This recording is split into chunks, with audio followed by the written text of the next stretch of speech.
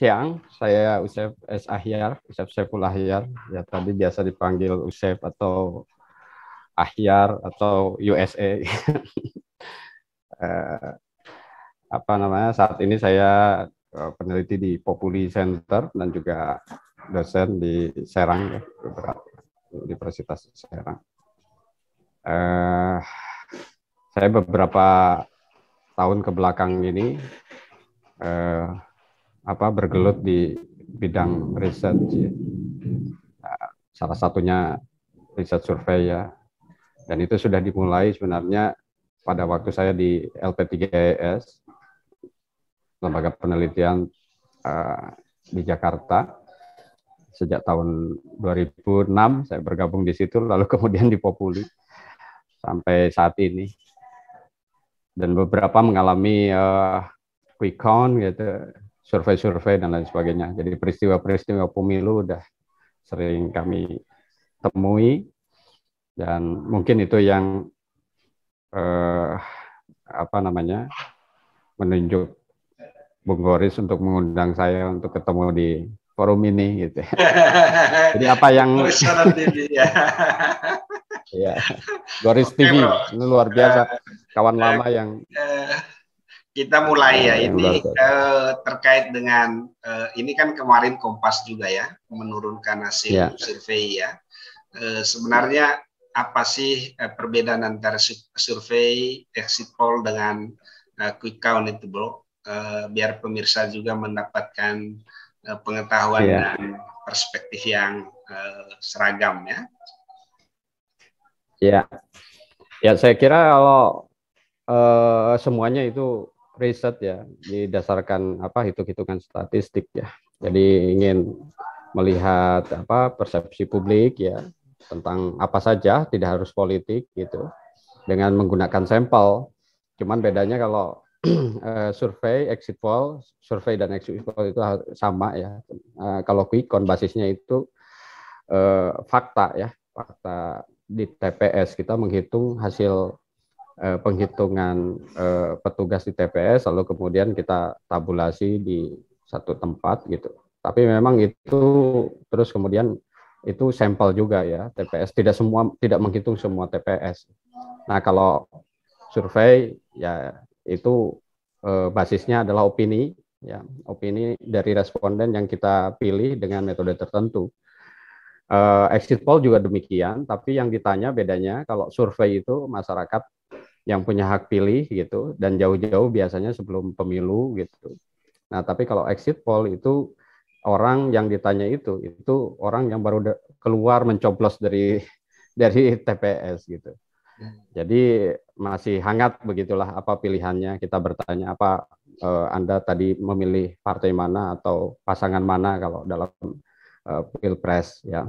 Tapi itu juga kalau sama-sama opini publik gitu ya. Exit poll sama survei juga sama-sama opini publik. Jadi sangat mungkin untuk menyembunyikan pilihannya gitu. Apa tadi yang dipilih. Jadi kadang-kadang antara hasil quick count dengan hasil exit poll itu kadang-kadang berbeda gitu. Beda ya. Karena itu opini ya. Dan itu biasa saja gitu. Karena disebabkan oleh orang yang menyembunyikan pilihannya gitu. Iya. Nah, apalagi seperti di Jakarta ya tahun 2017 gitu, pilkada di Jakarta itu di exit poll terutama di putaran kedua banyak juga orang yang menyembunyikan pilihannya. Ya. Karena mungkin ditanya di depan publik gitu, tadi Anda memilih siapa gitu, banyak orang menyembunyikan pilihannya.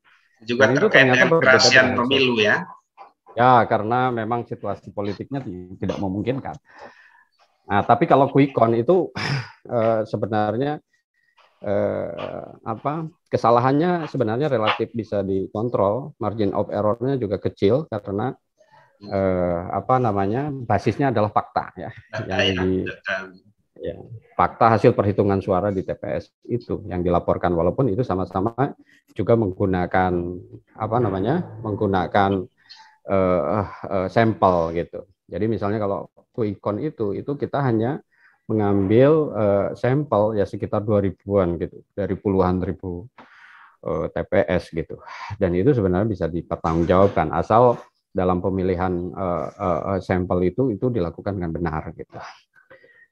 Jadi apa namanya quick count. Nah, bahwa pernah ada perbedaan gitu di tahun 2014 itu yang ramai ya, beberapa lembaga. Jadi ada 7 lembaga yang kemudian memenangkan satu pasangan tertentu, ada 4 lembaga yang memenangkan pasangan yang lain. Itu ya itu dipertanyakan juga. Mungkin ada kemungkinan soal apa namanya kemampuan ya, kompetensi dalam hal melaksanakan quick count itu secara metodologi kurang mampu. Tapi ada yang kemudian analisis lain adalah soal integritas ya, bahwa para pelaku itu juga tidak menjaga integritasnya. Itu bisa menyebabkan kesalahan ya yang terjadi ya. Dan itu sebenarnya kontrolnya itu ada di Dewan Etik ya sebenarnya. Jadi ada semacam perhimpunan juga yang mengontrol kita, yang menjaga kode etik jika ada lembaga-lembaga survei, lembaga yang melaksanakan quick count misalnya, itu tidak menjaga integritasnya bisa dilaporkan ke Dewan Etik dan kemudian membuat majelis etik. Waktu 2014 juga demikian. Jadi ada beberapa lembaga yang tergabung dalam perhimpunan profesi itu, lalu kemudian dikeluarkan ya dari keanggotaan. Ya karena itu merusak dalam konteks metode ini. Sebenarnya ini metode ilmiah gitu. Baik survei, exit poll ataupun quick count ini ya kan ada hitung-hitungan statistiknya, ada metodenya. Dan ini memang kalau kita tidak melakukannya dengan kompetensi yang cukup dan integritas yang cukup, itu kemudian akan menyesatkan informasi itu gitu ya. Jadi 2014 itu kan fatal akibatnya. Orang kemudian ada yang mempercayai lembaga-lembaga itu sebagai sebuah kebenaran dan kemudian sempat euforia kan.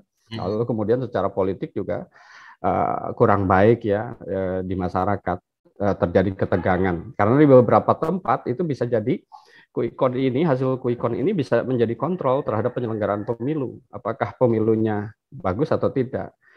Nah, ini kan juga kan misalnya kalau di Filipina dulu, ini kan juga yang kalau di Asia lah, di Asia Tenggara itu Filipina yang punya pengalaman ini. Dulu kan quick count ini menjadi kontrol dari kecurangan yang dilakukan Marcos ya. Itu yang kemudian hasil pemilu sama hasil quick count, PPT waktu itu ya namanya, parallel vote tabulation gitu, itu berbeda dengan hasil pemilu gitu, yang dilakukan oleh Namprel gitu.